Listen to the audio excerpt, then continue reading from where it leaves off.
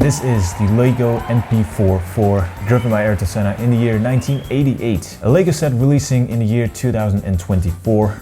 Release date was March 1st. So yeah, this set came to me as a complete surprise. I'm very happy they made it. And I thought it would be a nice switch up on the channel to review a Lego set for once. So yeah, let's dive straight into the review of this thing and let's get straight into the box, shall we? At the front of the box we have the hero shot of the MP4 with minifigure of Ayrton Senna with a nice yellow hue on the background. At the bottom we have a Lego logo, icons, banner. It's an 80+ set with 693 pieces. It's by the team of McLaren and the Senna Foundation. At the back of the box we have the car on a stand with the minifigure displayed with the second face as well.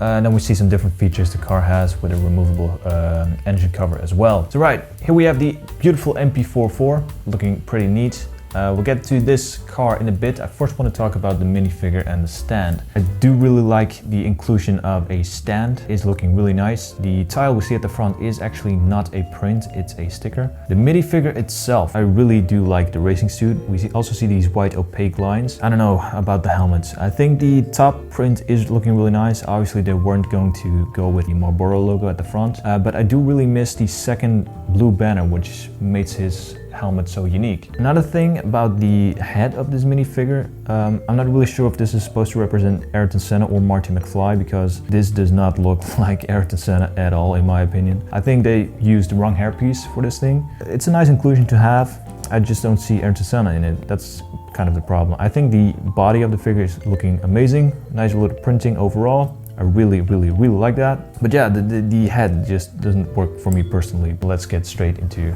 the car itself. I took it up the stand for a second. We'll take a close look at the stand in just a bit. I have to say, in this form factor, they pack a lot of small little details, which I really like to see. So in this case, the front wing is looking pretty good. It does look a bit chunky, but obviously Lego has its limits. At the top flap, we do have a shell print, which is looking really nice, as well as the nose cone. That's also a print. That's 2 by, what is it, 2 by 8 or something like that. If we go a little bit more upwards, we can see this red piece with white printing. The white printing looks a bit opaque. It's a bit like the printer ran out of ink, which is a common issue with Lego now these days. Cool thing about this car, it actually has working suspension. You can just press down on it. You can see how it bounces, but it can also steer as well. And when you steer these wheels, the wheel in the cockpit will actually rotate as well. They've done this with incredibly small amount of pieces in an extreme small compact form. So the wheels are basically new for the set, which makes me wonder one thing straight away. Why did Lego went with 4 of the exact same tires? That's a little bit of an eyesore, to be honest, but it's still nice that they went with those smooth tires. Moving upwards, we have this windscreen piece, which is also a print, looking really nice. It has a little bit of Lego build around it, looking pretty cool. Next to that, we have 2 mirrors, which is actually a pretty ingenious design, but it's working really good. In the cockpit itself, you actually have a nice little seating area. At the right hand side, we have the gear knob, and at the left side, I believe that is supposed to be an anti-roll bar adjuster or weight jacker or something like that. Let's take a look at the side profile of this car. We have 2 different stickers. We have a Shell emblem and a Shell logo. What I really like about the side profile is how they use those wedge pieces to make that angle. The difference between red and white.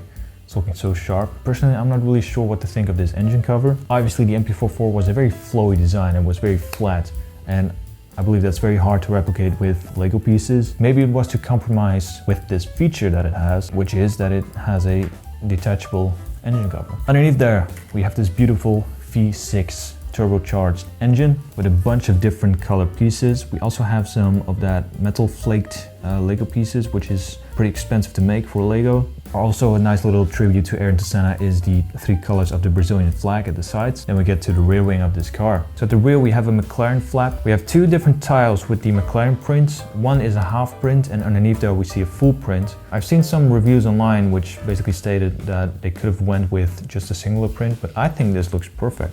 I think this replicates that gap you have between the flaps naturally. The side of the wing end plates, we do see a number 12, but that is a sticker once again. Oh yeah, I forgot to mention the engine cover basically has a Honda print as well. Mine has a little bit of damage. I have to say the print quality with this model was a little bit subpar with Lego standards. Rear of the car we see a nice little stud to represent a light.